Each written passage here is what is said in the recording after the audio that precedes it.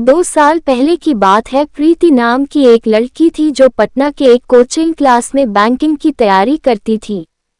प्रीति की coaching class के नीचे एक छोटा सा रेस्टोरेंट था। प्रीति और उसकी फ्रेंड्स अक्सर क्लास के बाद उस रेस्टोरेंट में चाट या छोले भटूरे खाने के लिए जाया करती थी, क्योंकि उस रेस्टोरेंट के चाट और छोले भटूरे काफी फेमस थे।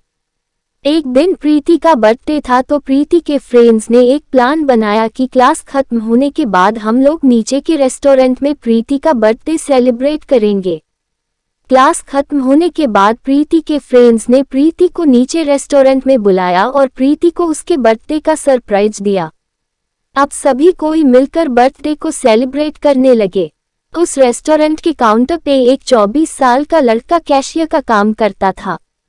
जब प्रीति और उसके फ्रेंड्स बर्थडे सेलिब्रेट करने के बाद रेस्टोरेंट से बाहर जाने लगे, तब उस लड़के ने प्रीति को आवाज लगाई, लड़का, मैम ये हमारी तरफ से आपके बर्थडे का छोटा गिफ्ट। Preeti, thank you. रात को जब प्रीति ने उस लड़के के द्वारा दिए गए गिफ्ट को खोला तो देखा कि अंदर एक छोटी सी प्रिंसेस थी जो कि एक पेड़ के नीचे बैठी थी और उस गिफ्ट के अंदर एक लेटर भी था। प्रीति ने उस लेटर पढ़ा। उसमें लिखा था, प्रीति आप बहुत ही मासूम और प्यारी हो। जब भी आप रेस्टोरेंट में आती हो तो मेरी नजरें सिर्फ आपके चेहरे को ही देखती रहती है। आपकी मुस्कुराहट को देखकर मेरे भी चेहरे पे एक चमक आ जाती है। वैसे मेरा नाम रोहित है। अगले दिन जब प्रीति और उसकी फ्रेंड्स रेस्टोरेंट में आए तो काउंटर पे बैठे रोहित ने प्रीति की तरफ ही देखा, लेकिन प्रीति ने अपनी नजरें झुका ली और अपनी फ्रेंड्स से बातें करने लगी।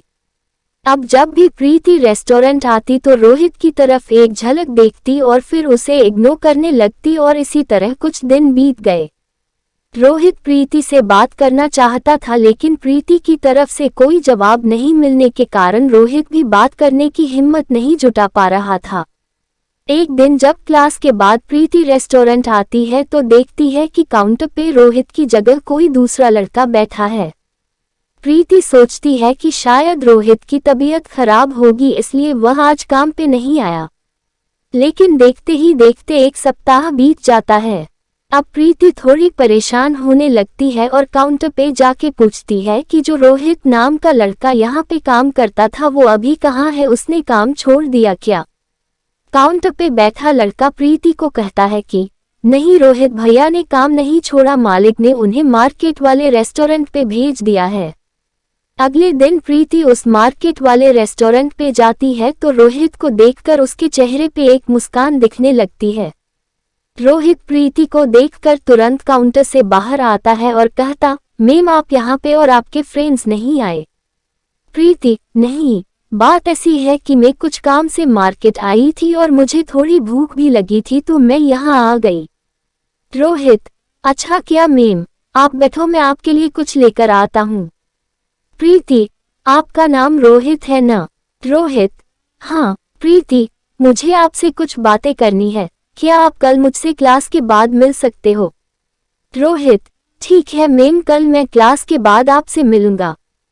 क्लास खत्म होने के बाद दोनों मिलते हैं।